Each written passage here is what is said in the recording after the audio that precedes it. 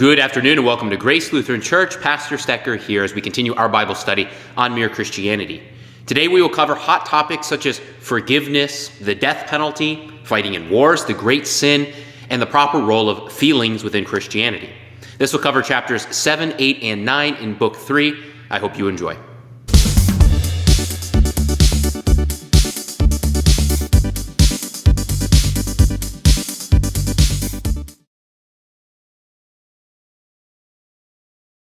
Now, everyone says forgiveness is a lovely idea until they have something to forgive. It's easier said than done, but as Lewis points out, it's essential. It's at the very core of Christianity. As Jesus himself points out, even in our own Lord's Prayer, if we do not forgive others, we shall not be forgiven. It's as simple as that. So, how do we forgive? The most important distinction that Lewis makes about forgiveness is that it's an action, not a feeling.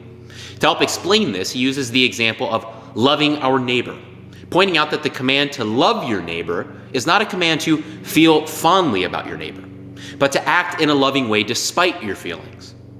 He then takes it a step further and uses the comparison of how we love ourselves, saying that we don't normally have the most fond feelings about ourselves, but rather we love ourselves in spite of knowing our own weaknesses better than anyone else. Or as Lewis puts it, my self-love makes me think myself nice, but thinking myself nice is not why I love myself. So loving my enemies does not apparently mean thinking them nice either. Lewis's point is that choosing to forgive someone or to love them is not based on how we feel about them, but simply it means choosing to wish them the best and put the best construction on things. Lewis then gives a warning about how we put construction on things that we hear, especially regarding those that we might dislike. He says this: the real test is this.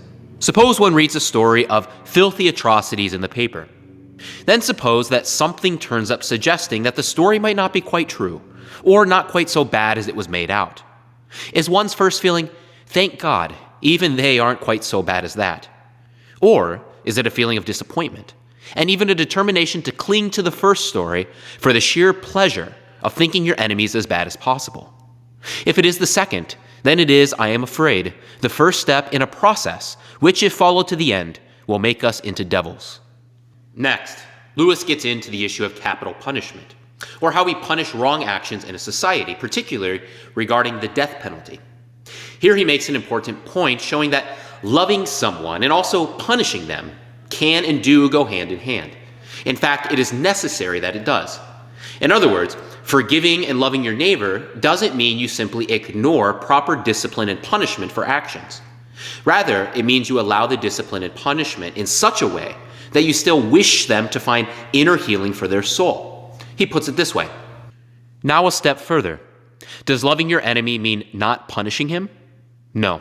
For loving myself does not mean that I ought not to subject myself to punishment, even to death. If you had committed a murder, the right Christian thing to do would be to give yourself up to the police and be hanged. It is therefore, in my opinion, perfectly right for a Christian judge to sentence a man to death or a Christian soldier to kill an enemy.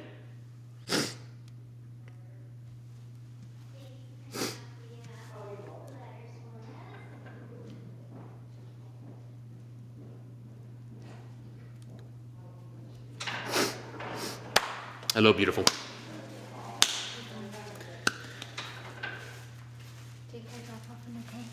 Yes, it did. She was like smiling. Oh, She like, the lady up front took her and she's like hi. yeah. I'm back. Mm-hmm.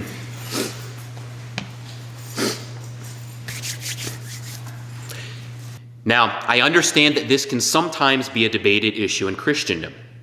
The goal here isn't to say that a Christian must support the death penalty, but it is to show that Christian beliefs, especially sayings like, thou shalt not kill, are not pointed at the issue of capital punishment. Furthermore, it is a fatal mistake to conflate the issue of abortion with the issue of the death penalty. The Christian belief in the sanctity of life teaches that an innocent life should not be taken, especially a human life in its most innocent and vulnerable state. This is a completely different topic of discussion to that of to what degree do we punish someone who has abjectly forfeited their basic human rights by committing some atrocity. Lewis goes on to clarify his statement saying this: it is no good quoting thou shalt not kill. There are two Greek words, the ordinary word to kill and the word to murder. And when Christ quotes the commandment, he uses the murder one in all three accounts, Matthew, Mark, and Luke. And I am told there is the same distinction in Hebrew.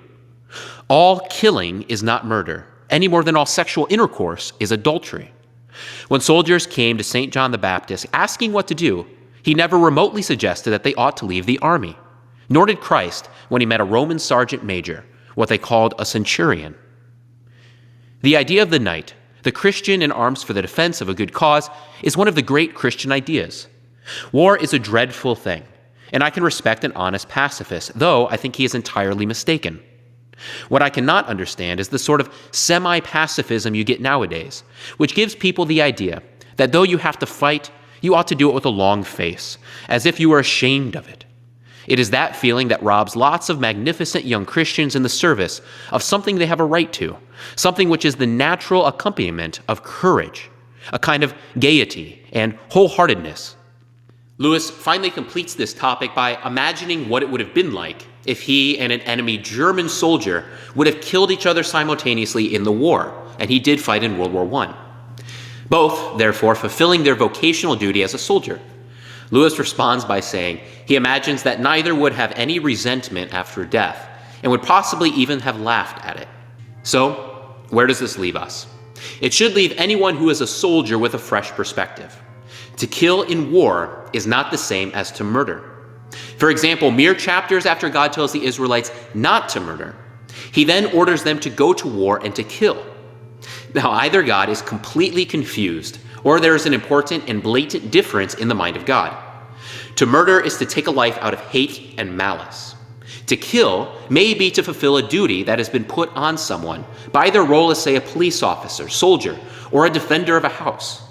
Now, it is entirely possible for the soldier, police, or the defender of a household to kill out of malice and hatred, which would make the action a sin.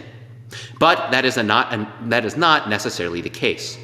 In the same way, to decide as a nation that a certain heinous action is deserving of temporal death is not outside of the Christian scope. With that said, whether it is the best option or not is still up for debate. To summarize this chapter, Lewis points out that the goal then of the Christian is to always wish someone the best, genuinely. And this takes an eternal perspective.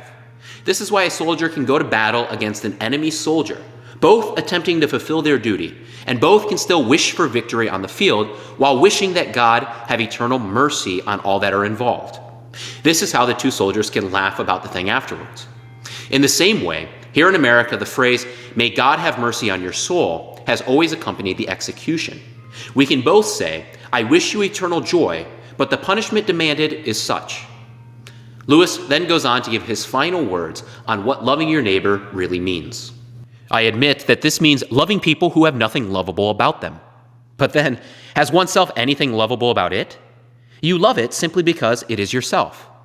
God intends us to love all selves in the same way and for the same reason. But he has given us the sum ready worked out in our own case to show us how it works. We have then to go on and apply the rule to all other selves. Perhaps it makes it easier if we remember that it is how he loves us.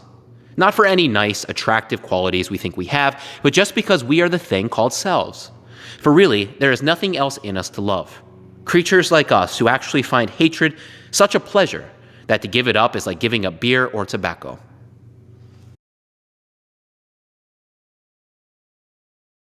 Plain and simple, Lewis tells us that the great sin is pride, or self-conceit. The Christian virtue that is opposite of this is called humility. If you have ever wondered if you suffer from pride, Lewis gives us something to reflect on. How much do I dislike it when other people snub me, or refuse to take any notice of me, or shove their oar in, or patronize me, or show off? The point is that each person's pride is in competition with everyone else's pride. It is because I wanted to be the big noise at the party that I am so annoyed at someone else being that big noise. Two of a trade never agree. Now, what you want to get clear is that pride is essentially competitive. It's competitive by its very nature, while the other vices are competitive only, so to speak, by accident. Pride gets no pleasure out of having something, only out of having more of it than the next man. We say that people are proud of being rich or clever or good-looking, but they are not. They are proud of being richer or cleverer or better looking than others. Notice, Lewis points out two things. First, the more that other people's pride bothers you, the more prideful you likely are. Second, pride is something which agitates everything else in life. It is safe for one to wish for good things, but the proud man is overcome with a competitive drive that makes them want more than other people around them. Their ultimate goal is to beat others rather than to enjoy good things. This is something which can develop in anyone and can ruin any good thing. Pride, then, is naturally enmity. It always pits one against his neighbor. It may even pit family member against family member.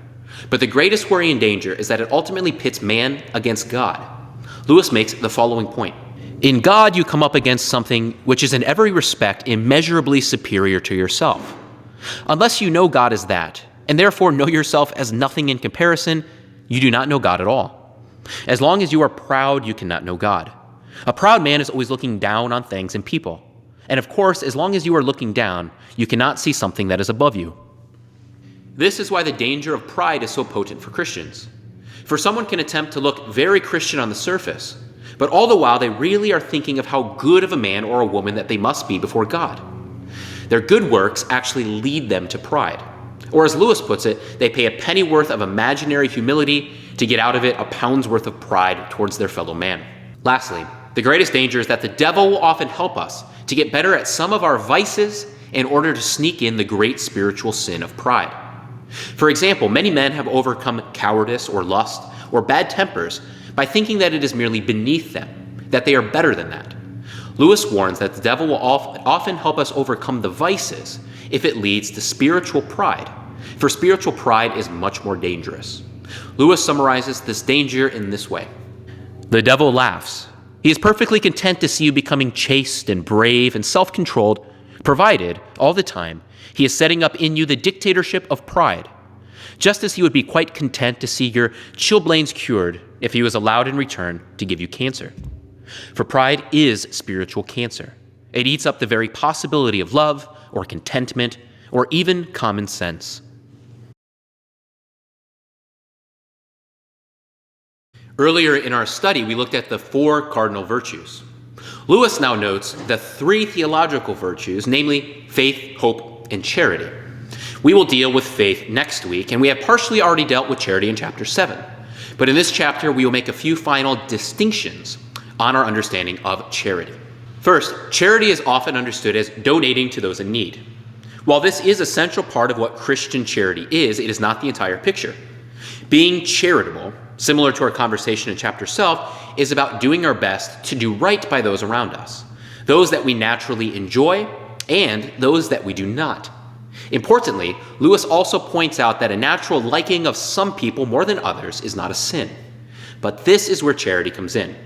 It teaches us to treat those that we naturally like with the same level of respect and goodwill as those that we do not. The job then of the Christian is not to worry about how you feel about someone, but rather to simply act as if you felt fondly of them. And interestingly, you will find that as you act out your love, despite your feelings of affection and goodwill will naturally grow. Lewis gives us a good example of how this really works, even in the opposite direction. This same spiritual law works terribly in the opposite direction. The Germans perhaps at first ill-treated the Jews because they hated them. Afterward, they hated them much more because they had ill-treated them. The more cruel you are, the more you will hate. And the more you hate, the more cruel you'll become. And so on in a vicious circle forever. Good and evil both increase at compound interest. That is why the little decisions you and I make every day are of such infinite importance. The smallest good act today is the capture of a strategic point from which, a few months later, you may be able to go on to victories you never dreamed of. An apparently trivial indulgence in lust or anger today is the loss of a ridge or railway line or bridgehead from which the enemy may launch an attack otherwise impossible. At last, this leaves us with the reality that no person can have devout feelings towards other people or even towards God all of the time. And this is why we do not base our faith or our neighborly love on our feelings, for those do ebb and flow. Rather, the Christian love, both towards God and neighbor, is instead an act of the will. If we are attempting to love God and neighbor, then we are obeying his command. And he will, according to his will, give us the feelings of love as he deems right. Lewis finishes off his chapter in this way. He will give us feelings of love if he pleases. We cannot create them for ourselves, and we must not demand them as a right. But the great thing to remember is that though our feelings come and go, his love for us does not. It is not wearied by our sins or our indifference, and therefore it is quite relentless in its determination that we shall be cured of those sins, at whatever cost to us, at whatever cost to him.